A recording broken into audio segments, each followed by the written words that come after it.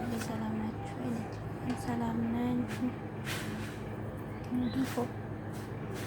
ድፎ እየሰራሁኝ ነው። ቀለል ያለ ቁርስ ድፎ ማለት ነው ያችሁት እና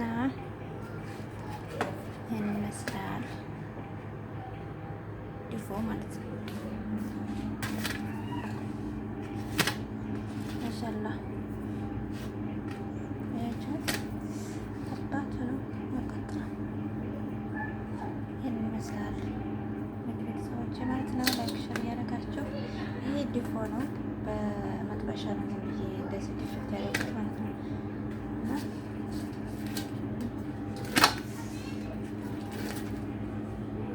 ይህን ይመስላል። ቀንበር ብሏል።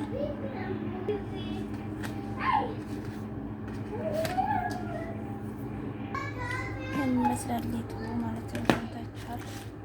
እንደዚህ ቦካልኪ ቀለል ያለ ቁርስ እንትን ያልኩት ማለት ነው።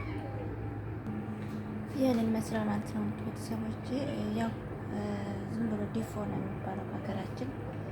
እንደዚህ በብረት ምጣድ ነው እንትን ያልኩት ማለት ነው። አሁን ራሱ እሳቱን ለሰስ አድርጌዋለሁ። አሁን በራሱ ጊዜ ሲበስል እንደዚህ ብድግ እያለ ይመጣል ወደ ላይ ማለት ነው። እና ይህንን ይመስላል እላችኋለሁ። ውድ ቤተሰቦች ዲፎ መብላት የሚፈልግ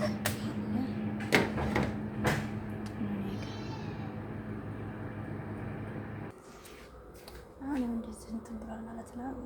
ልገለብጠው ነው። ከላይ እንደዚህ ሊጡ መጠጥ ሲያደርግ ነው የሚገለበጠው ማለት ነው። አሁን ገለጥ ብሏል።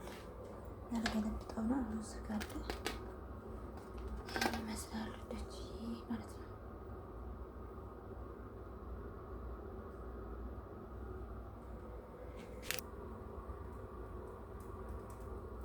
ይህንን ይመስላላችኋለሁ። ቀለል ያለ ድፎ ይባላል። እሺ እንደ እንትን ለማለት ስለማይመችኝ ነው። አሁን ይሄ አይመንትን አይደለም አያችሁት?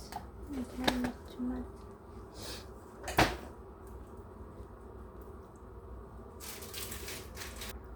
እና ይህንን ይመስላላችኋለሁ ውድ ቤተሰቦቼ። እስኪ ነው ዳቦ ከኔ ጋር ማለት የምትፈልጉ ማለት ነው። በቂጡ እንደዚህ ቀንበር ሲል ደስ ይላል። በጣም ሳይቃጠል በጣም እንትን ሳይል ማለት ነው። እና አሪፍ ነው ዲፎ ማለት ነው። በሀገራችን ዲፎ ዝም ብሎ እንደዚህ እናቶቻችን አሁን ቦካ አድርገው ዝም ብሎ የሚጋግሩት ዲፎ አለ አይደለ? ዲፎ ይባላል።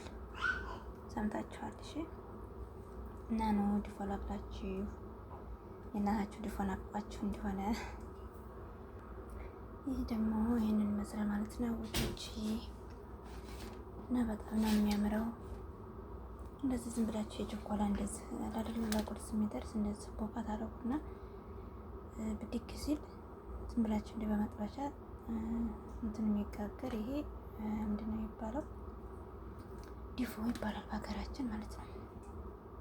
እና ይህንን ይመስላል ልጆች እላችኋለሁኝ። ነው ከኔ ጋር ዲፎ ላብላችሁ።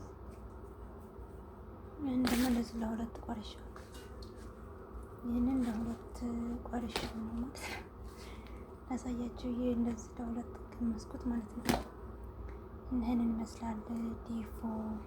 በሀገራችን ዲፎ አምባሻ ይባላል። አምባሻ ይባላል ማለት ነው በሀገራችን። እና ይህንን ይመስላላችኋለሁ ውድ ቤተሰቦቼ። ቶሎ ከኔ ጋር ብሉ።